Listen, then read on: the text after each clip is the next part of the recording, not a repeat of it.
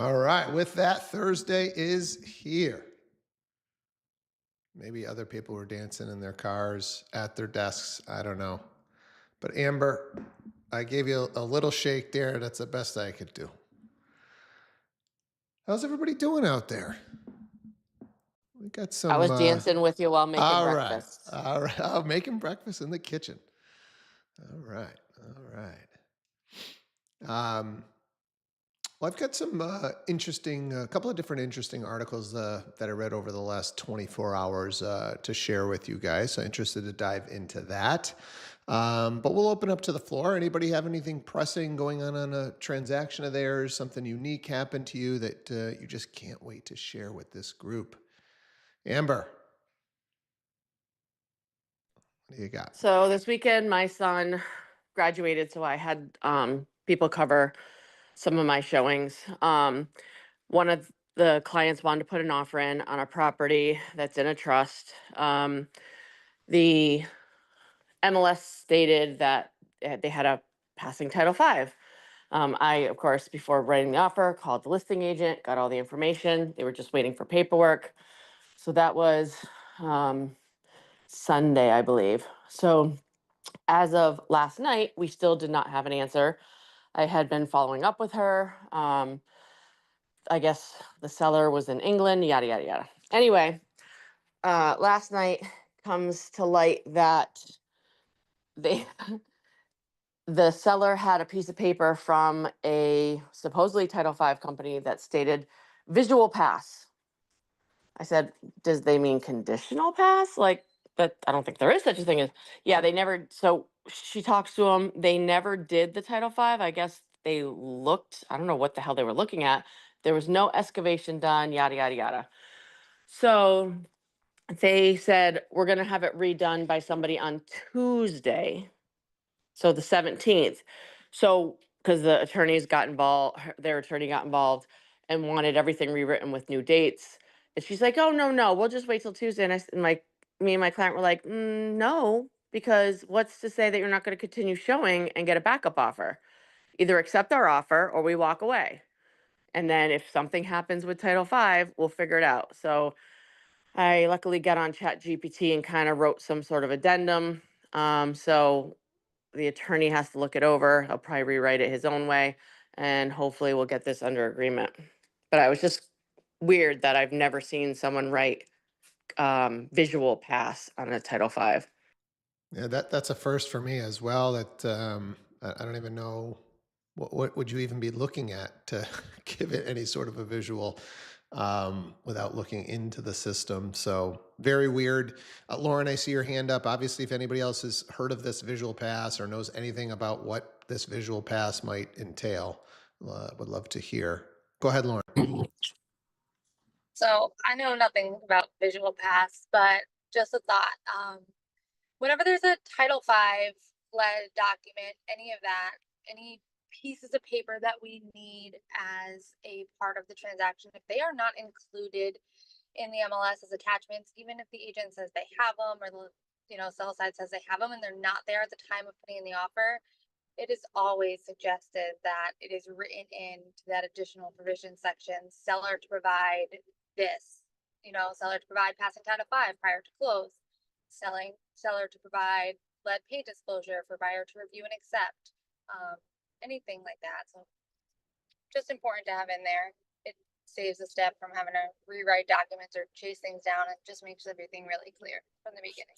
Well, I did write that in, but what happened was the attorney, because they didn't want the sellers to sign it because, we had 7 days after the offer to do inspections, but now the inspection on the Title V isn't going to be done until such and such a date. They said they didn't want the buyer doing all the inspections and then not having passing Title V. So it was in there.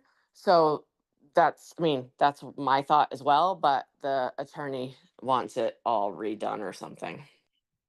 So, my thoughts, if you have that as a term in your addendum, it stands separately from the home inspections on the property, right? So we have the clause for home inspections on the property. We also have this additional clause that says the sellers are to provide a passing Title V. So I would think that you could still do your inspections on the timeline that you have, because that's an additional piece to the contract that we had written. Martin, Yeah, attorney. That's all I'm going to say is yeah. attorney doesn't want it done that way. I thought that would be fine too, but I don't know. Martin, I just saw your comment here. If it was a newer septic, was there a reason why you're asking? Yeah, because if it's a newer septic, it doesn't need a Title V, but I think it's just called a compliance. So I don't know if that's what their visual they're saying. Because we had one that sold up in Tolland last year. Same thing. It was built less than a year ago, so it didn't need a Title V. It just needed the compliance. No, this is the house from like the 60s, so that was not the case, unfortunately. Okay. Let's just you started off, and I thought this was going down the road of like when agents cover showings for you. I thought there was going to be a disaster story there. Does anybody just want to kind of share from having an agent cover, or something that happened, a miscommunication when you had an agent cover? Obviously, it's just super important to make sure that the agent that's covering understands maybe at least a little bit about your clients, that your clients are made aware that, hey, this is, if it's a newer agent or it's an inexperienced agent, whatever, hey, just to let you know, they're just going to be opening the door. You're still, coming to me if you have any questions or what, et cetera, to take a little bit of the pressure off of a newer agent by setting the right expectations with your client. Because I can see that going wrong, where you have somebody cover, they fumble, and now you've lost a client. So I don't know if anybody wanted to share anything around that, but again, I think just communications are key here. Anybody have a horror story or something? Hey, I'll never do that again on a agent covering my showing or covering an open house. I think that one obviously needs a little bit more upfront legwork. We can't have agents covering open houses that are showing up 5 minutes before the open house. They don't know how many bedrooms. They don't know the list price. They don't know, type of fuel on the property. Does it have solar? Like, I don't know. I don't know. Check the MLS. I don't know. Check the MLS. Those are not good answers. That's not going to come across as professional. And I know even the listing agents have been known to do this. Like, you got to know your stuff. These people that are coming through, one, they could be potential buyers for you. Two, they could be neighbors that could be potential sellers for you. So you really got to look like a professional when you're out there hosting an open house. And if you're covering for somebody, you can obviously study the MLS and know that inside out, but you really got to talk to the listing agent and say, hey, is there anything outside of what's in the MLS that I really should know about this property? Lauren. So lots of kind of thoughts about this and not knowing the properties that you're going into. This should be true for showings, for coverings, for open houses, for all of the above. Like, spend a few minutes knowing what property you're going into. If you walk into one and they say, what's the heat source here? And you're like, I don't remember on this one, right? I don't know the age of this house. I don't know if we're on septic or public. Like, they're gonna ask. So it is important that we know. And then as far as horror story, I remember we had incidents at one time where an agent needed a showing covered. Another agent said they would cover it, never showed up to that showing, lied to our agent, said that they did, right? And it just became a whole thing. So, like, they said that they showed up. The list agent was like, no, nobody showed up. The clients did, because it was accompanied showings. And so, I showed them the property, but there was definitely nobody there. And this other agent lied to the initial agent, said that they were there, said it went good. It was wild. A wonderful world of real estate. Anybody else have a comment, question regarding covering showings or passing a client or any of that? All right. Also wanted to just chat about something that came up on one of our transactions. Had an agent get a buyer's agreement last year fairly quickly, maybe 20 showings ish, put the client under agreement, supposed to close end of December 2024. Did everything that they should do, including putting something into the contract that the seller was to provide permits for a finished basement. So seller kept delaying on producing the permits, but said they had them, that they pulled them. Then they went away on vacation. And then day of the closing, decided, you know what, I'm going to be honest with you guys, no permits were pulled for this work. So I don't know how much more could have been done on our side. But maybe we could have, called the town to see if permits were pulled, if we start to get nervous, into a transaction like this, because here's what ends up happening. Buyer loses faith in the agent, and is concerned. You know how it is. Like, even when you're doing your job, something doesn't go right, their offer doesn't get accepted, et cetera. They can think it's all on you. And in this case, buyer was able to submit a termination agreement, release of funds happened. Um, and what the attorney for the seller recommended was, hey, we'll release those funds, but we want the buyer to sign something that says he's not coming after anybody for anything else above and beyond the deposit.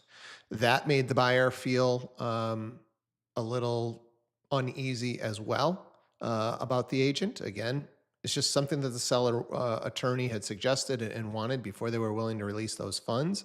I can see both sides. So buyer ends up, they were moving here from out of the area, and buyer ends up just telling the agent, you know what, we're decided not to move to the area. Meanwhile, 3-4 months go by. Buyer is still under a buyer's contract. We realize that the buyer has now gone under contract with another agent on another property. Try and confront the buyer, and now the buyer is threatening to sue for all of the missteps that the agent took and the misrepresentation, and you didn't have my best interests in mind, and the fiduciary duty that you had to me was not done, and it can spiral pretty quickly. So I guess the moral of the story is, if it's something that just seems to keep getting delayed, please try and push the envelope. Is there an extra phone call? Is there something extra that you can do? Because it's not like we didn't do our job. We knew about this right up front. We even got it into the agreement and said it was a contingency of the agreement. But maybe we could have pushed a little bit harder during the transaction, just looking back in hindsight, to try and get those documents. And I don't know all the details. It could be that our agent did push really hard throughout that, and it just kept getting delayed. And that's why I said, okay, are there alternatives? Can we call the town ourselves? Oh, there's never been a permit pulled, right? And meanwhile, this is for a scenario where, as you all know, it's for a basement. Probably 50% of basements that have been finished have no permits pulled for that. There's really not much to it at that point, and a lot of people just finish their basements.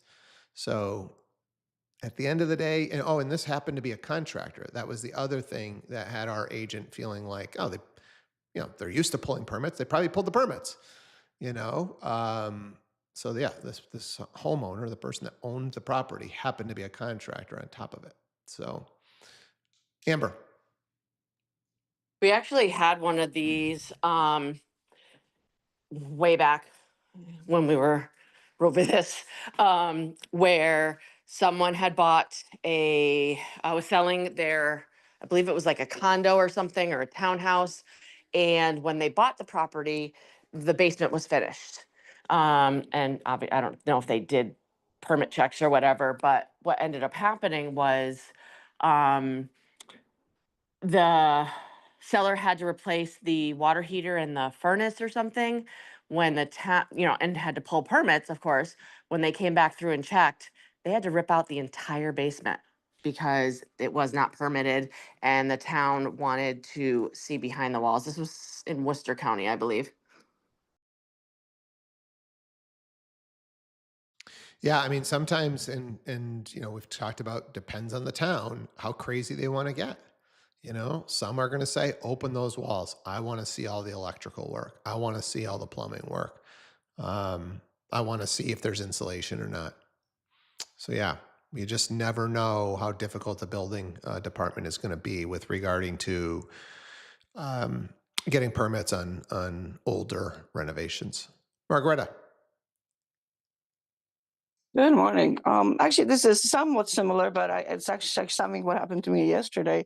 I've been waiting for appraisal, and we have quite time to closing because it's not happening until July. But I have a house at stage. I'm like, where's this appraisal? Where's the appraisal? I let the other agent, the buyer agent, look into this, and she's like, I can't get a hold of lender. I'm like, give me the number. I couldn't get a hold number of the lender as well. I asked for the supervisor. And the supervisor got me appraisal this week. So, like you have to be on top of stuff like that and just don't take no for an answer. And yeah, it wasn't the easiest to get the supervisor's name, but there's always a supervisor. Ask for one. Yeah, I love that. You take the bull by the horns and drive the bus and get what you want. Ask, ask, ask. Be relentless. Be resilient. Um, and that could be the difference maker in that client being happy, a lawsuit happening or not, etc. So yeah, Amber just says, get it closed any way you can. That's what the best agents do, 100%. Also, just seeing in the chat here, check your chat channel. Meg posted, we've talked about Brokers Opens before. If you've never been to a Brokers Open and you wanted to experience one, there is one by a real agent, actually Kim Kehoe, today in Holyoke, Massachusetts. And she put the link in the chat if you wanted to attend. Wanted to share another piece of information, the future of appraisals. I think this might have been a NAR article that I was taking a peek at, and it basically looks like Fannie and Freddie are going to start moving to, I don't want to say AI based, but non-in-person appraisals to improve efficiency, lower costs, and I guess one of the reasons that they stated was to reduce appraisal bias. I think we've all heard that potential appraisal bias is going on these deals. So, so here's just kind of some of the things that the article pointed out that I wanted to share with you. So many properties will no longer, and I don't know how they're going to decide which properties, but probably the more standard the house is, your 3-bedroom ranch, where you've got 100 comps, we probably don't need an appraiser to go out there. It's those more unique properties where maybe an in-person appraisal is going to be more important. So alternatives will include desktop appraisals, hybrid appraisals, or automated valuation models, or AVMs. They're talking about property data collectors becoming part of the new norm. So these are trained third-party data collectors, not necessarily an appraiser, that will gather on-site property info. And then appraisers will then evaluate remotely using that data. Agents could be asked to help, potentially paid to help, to collect that data. And the goal here is obviously speed, faster valuation process to help deals move quicker. Agents should be aware of who's coming in to collect the data and how it may affect the listing timeline. And there, could be a little way for you guys to make a couple of bucks potentially here moving forward. So looks like this should be in the works. If it's not already, I'm curious if anybody has experienced anything like this. Anybody have a deal where the appraiser did not go out to the property?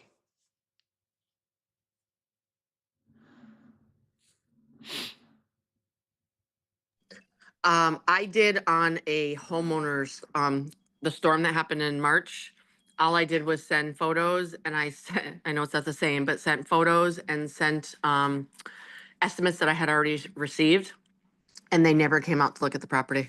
I thought that was a little crazy, but whatever. That was on an insurance claim? Yeah. Okay. Yep, on an insurance claim. I'm still waiting for them to finish it up because I'm still waiting for the siding people Yep. to get me my estimate either today or tomorrow. So, but yeah, they said just send photos, send what you have for estimates, and they didn't even come out. Yeah. Yeah. Insurance claims, it's pretty common. I mean, it was my first job out of college. So that's 2001. And we were seeing that happen where the insurance companies were cool. Just send us the photos, send us your estimate. If it was reasonable, they were paying those claims. Meg. I had one, I think it was last year, maybe the year before now, where a company wanted to come out to one of my listings and basically do like what they called a whole house scan for the appraisal. And basically, I think it was one of these instances where they were going to collect all the data and then send it off to someone who would perform the appraisal via desktop. I hadn't ever experienced that before, so I did push back on it because my fear was, we wouldn't get the accurate, fully appraised value because, and not only that, but the gentleman who was trying to set it up said it would take over 3 hours to do a scan of the house, and I thought that was a little intrusive to the home sellers at the time. So we were at that point in time, we were able to push back and get just a regular appraisal scheduled. Yeah, I mean, this is interesting, right? Will we have the ability, like Meg is saying, so and this is driving the bus, right? This is exactly what we're talking about. I think a lot of agents would have said, "Oh, okay, if that's what the process is, let's do it," right? In this case, Meg's going, I don't know. Like, this is a pretty unique property. I'd really like somebody to get their eyes on it. I'm afraid that it's not going to appraise if you don't see the property for what it is. So no, and so this is a great piece of information for you guys to have in case you see this automated stuff come up in the future, right? Is it a 3-bedroom ranch that hey, this is going to be no problem, or is there something about this property that, man, you use an automated system and this might not come out so well, right? You're not going to get the views or how it sits in the neighborhood, the spot in the neighborhood that it's in, the street that it's on. It's just not going to come through exactly with just an automated model. And will we have the ability to push back? So that's a great share, Meg. Anybody else have thoughts on the automated system?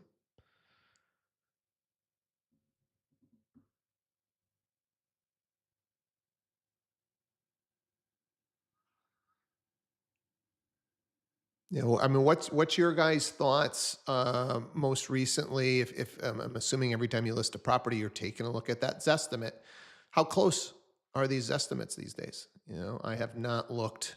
Is it still, hey, it could be, 10, 20% in either direction, or is it starting to get to now where it could be 5% in either direction? Would love to hear some thoughts around this.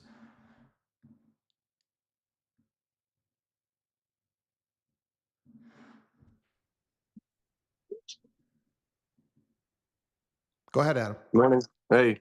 Yeah, I think for your house that's been updated, it's got the wood floors, the granite countertops, the stainless appliances, paint on the walls, no wallpaper. I think this estimate is right there, like within 10,000, for the most part.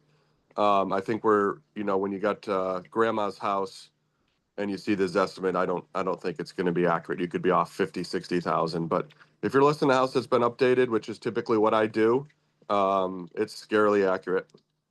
So basically, your guess is that all of these models they have to take a guess at condition, right? Because there's just no way to know condition. So your belief is that Zestimate is showing the house in its best light. Hey, this is kind of if you're fully updated, this is what you should be able to get for your house, and most likely, then most of these would only be high. They're not going to be tend to be low.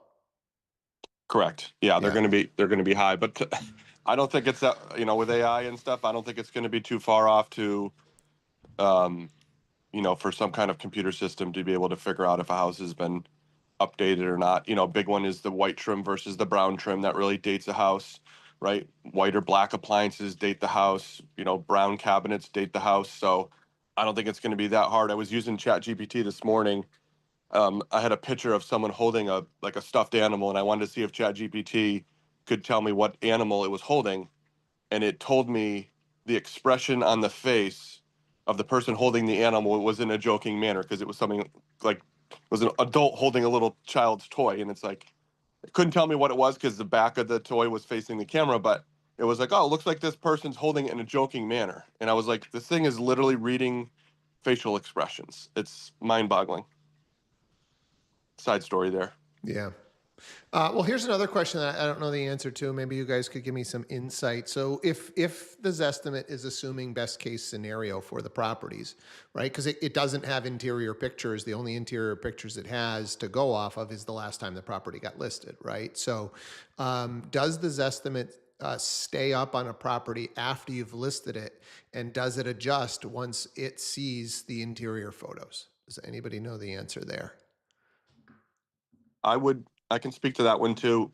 For the most part, it adjusts within $1,000 to the list price, um, unless it's a significant jump, right? So if I buy a house, I put considerable work into it. Um, let's just say I buy it for 200 and list it for 350. The estimate doesn't necessarily go to the list price, but if I list a house where the estimate was 330 and I listed at 350, it usually matches it. That's what I've found. So So the first answer is the Zestimate does still show after a property is listed. There's an oh, on-market list definitely, yep, price, and the Zestimate is yep, still there. yep, But what you're saying though is if you buy the property that you're going to flip, so it's in disrepair, yep, you buy it at 200, you put 50,000 and you list it for, let's say 350. It yep. does, and let's say this estimate was, I don't know, 300 going in. It doesn't look at those photos and go, oh, No, 350. no. It'll No. say, hey, that's way too big. Basically, it'll say it's way too big of a jump. We're going to short it a little bit. Yep. Um, my house, for an example, we put a pool in. It was a significant increase in the purchase price with the pool, but it didn't increase my estimate by the amount of the new listing price. Yep. Shaston. So, when you do like a listing, and I mean, because I think I'm just used to like not having it on there. When you go to list the price and everything, and say the estimate comes out to be much lower, do you still show that estimate? I mean, is there a benefit to doing that? I understand like if the estimate shows higher than what you're listing it at, but if it shows lower, do you still leave that estimate there? Because I've always felt like a buyer, if they look at it and see those estimates lower, their first thought is, oh, they're overpriced. So I always turn it off. Do you see a benefit of leaving it?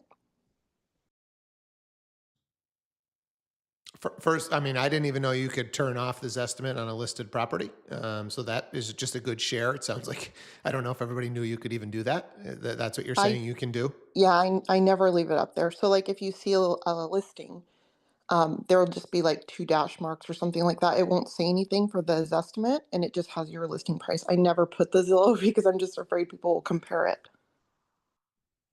So I know in MLS there's a box that says allow websites to come up with valuations. I'm assuming I don't know if Massachusetts MLS has that. I know Florida does. Yes. So, Yeah, that's okay, what I use, and I just make sure that it never allows that comparison. Oh, yeah. I mean, so unless, Shaston, like you were saying, go so ahead. you're not going into Zillow and clicking something to turn it off. No, this is actually, and I don't know if maybe it's whatever, it's through the IDX, I think. So if there's any sites that give like their estimate of valuation, there's an option to not put that in. So when I'm going through and filling out the MLS, I just always choose that option to not allow it to show, Gotcha. unless like, if this estimate says it's like Yep. $50,000 more and my Yep. comparables show me otherwise, then I'll leave it. So does anybody know if this feature exists in Mass, Connecticut, or Rhode Island?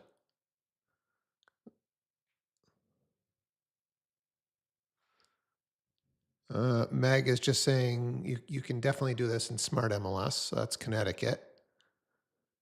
Meg, do you know for sure that you can't do it on MLS PIN? I don't know one way or the other. I've never seen it as an option, but to be fair, I've never looked into it further either. Yeah, I mean, I think this is pretty critical, to be honest. I think you guys need to know what those estimates are. So Meg just put that she has started pulling all the online price estimates. I mean, I think the three that matter are Homes, Realtor, and Zillow for sure. Maybe Trulia as well. And then, you know, if you're liking the numbers, I think you let those numbers stay. If you're not liking those numbers, I think you got to make sure you're going into the MLS and turning this off. This is a great topic. Anybody else have any Yeah, insight on this stuff? when I'm looking at it, I think it says IDX/VOW AVM, and you say yes or no. I Yep. always click no, and I can send like a picture of it. I don't know if I can put it in chat, but it might be displayed something different on the other MLSs, but it's the only one I'll say no to. Everything else, I think it says like display comments. Like, you know, you have other options to show the property address and stuff. So it's in that section if you've got anything like that. Yeah, well, you guys got your money worth today. That little nugget right there is super critical as a listing agent. So, Shaston, thank you. Shaston, you get, what do you want? You get the DJ air horn. How about that? I love it. Uh, well, I thoroughly enjoyed this one when we can add some nuggets like that and really change the ability for somebody to be a professional and go about their business and represent their sellers in a better way. There's nothing better than a little nugget like that. So, thank you guys all for your shares. You know, I love what we're doing here. So we will do it once more tomorrow morning. Let's end the week strong. I hope you guys have a great Thursday. Take care.